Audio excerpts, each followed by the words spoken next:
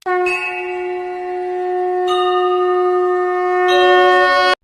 शिवाय नमस्तुभ्यम। हर हर महादेव। दोस्तों, स्वागत है आप सभी का सावन मास महात्म में। दोस्तों, आज हम 16वां अध्याय शुरू कर रहे हैं। 16वां अध्याय शीतला सप्तमी व्रत। भगवान शंकर जी ने कहा, हे सनातन कुमार, अब मैं शीतला सप्तमी व्रत की कथा सुनाऊंगा। मनुष्य को चाहिए कि श्रावण मास के शुक्ल पक्ष की सप्तमी के दिन व्रत करे।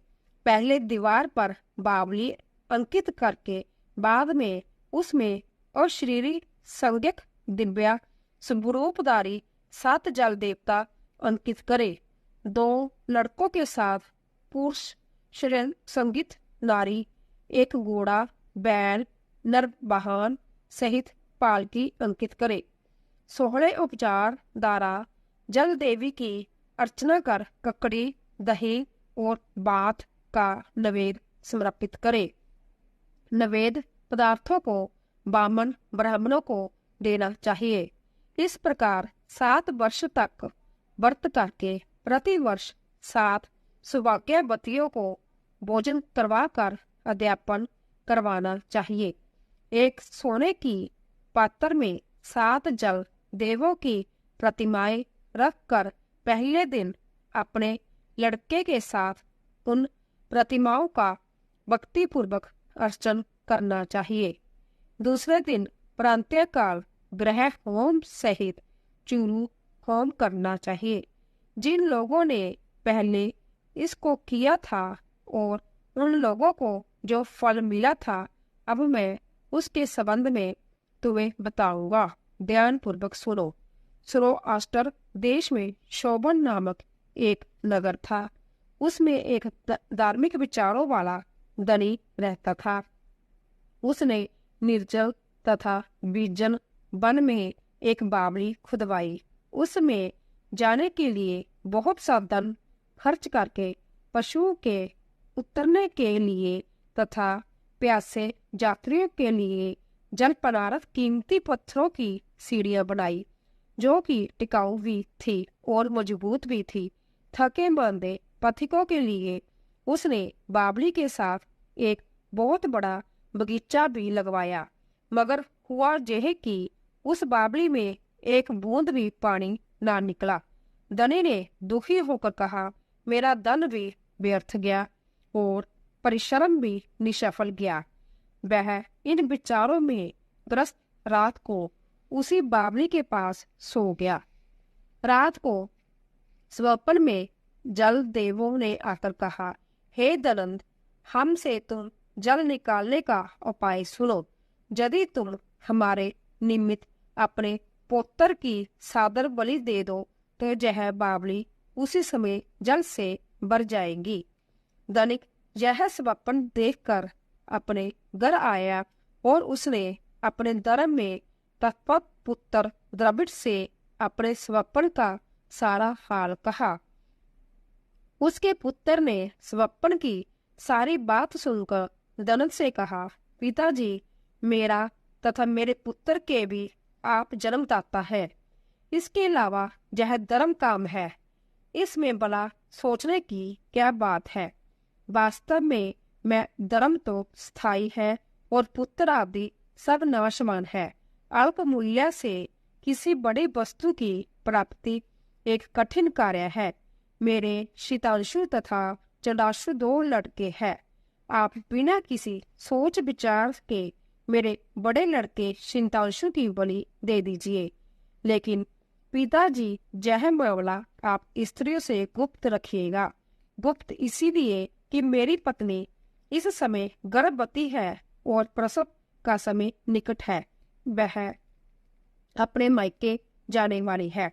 उसके साथ मेरा छोटा लड़का भी जाएगा और उसके जाने के बाद यह काम निर्विघ्न संपन्न हो जाएगा।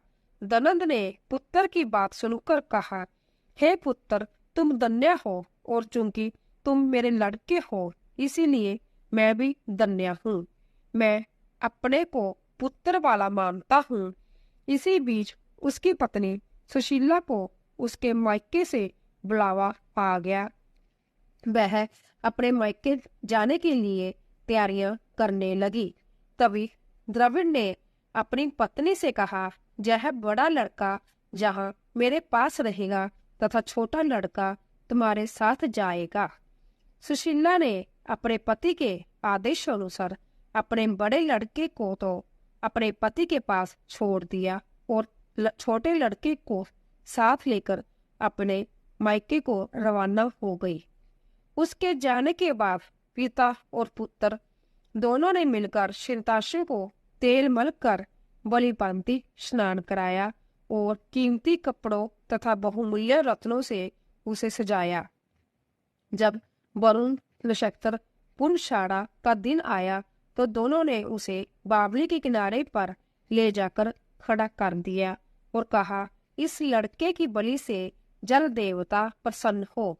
बस बलि देने की देर थी कि बावली अमृत तुल्य जल से भर गई। दोनों पिता पुत्र बावली के सुधा तुल्य जल से प्रसन्न हुए, लेकिन पुत्र के नाश से दुखी होकर अपने घर को वापिस लौट आए। उधर मायके में सुशीला के जहाँ तीसरा लड़का पैदा हुआ। जब लड़का 3 मास का हो गया तो वह अपने ससुराल वापस लौटी। मार्ग में जब वह उसी बावली के पास आई तो उसे जल से परिपूर्ण देख चकित रह गई। उसने प्रसन्न चित्त से उसमें स्नान करके कहा, मेरे शवसूर का उद्योग तथा धन का खर्च यथोचित सफल हुआ। उस दिन श्रावण मास के शुक्ल पक्ष की सप्तमी तिथि थी। सुशीला ने स्नान करके शीतला का शुभ व्रत करके वहीं पर ही दही तथा चावल मंगाकर स्वादिष्ट पाक बनवाया।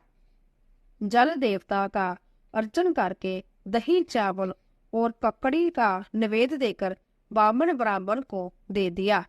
अपने साथ बालों के सहित आप भी दही चावल और ककड़ी का भोजन किया। वहां से सुशीला का गांव 4 कोस पर था। जब सुशीला अपने दोनों लड़के के साथ बावली से घर की ओर चली तो जलदेव आपस में कहने लगे कि इसका मरा हुआ लड़का इसको वापस लौटा देना चाहिए, क्योंकि इसने बड़े प्रेम से हमारा व्रत किया है।